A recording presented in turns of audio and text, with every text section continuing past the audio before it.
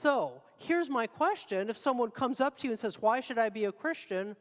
What makes us different from my dad and others like him? It's actually a question I've struggled with over the years, especially when someone asks me, why should I join a church when there's so many other organizations out there doing good? What makes us different from them?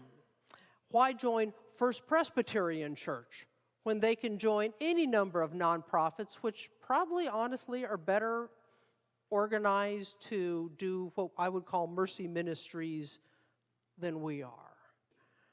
We seek to embody those values of faith and diversity and curiosity and love in everything we do. I could tell people, come to our church because we enjoy each other's company. There are lifelong friendships that have been made over the years in this church and will continue to be. But everything I just said can be said about many other wonderful organizations in our community. And in fact, some of the people who best exemplify everything I said aren't people of any faith at all. And he said he couldn't put this into words at the time, but as we were talking about it, he said he came to see that the most important work that the church could ever do was to teach us how to forgive. If members of his church had learned how to forgive each other and come back together, he probably would not have left the church. Now think about that. There's lots of organizations that really do good work in our communities.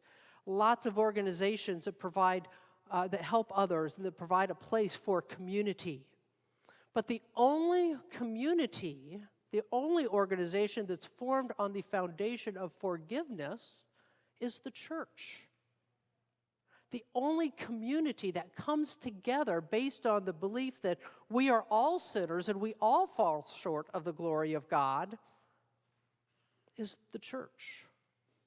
And the only organization that has as one of its number one responsibilities teaching us that we are loved and we are forgiven and we are called is the church.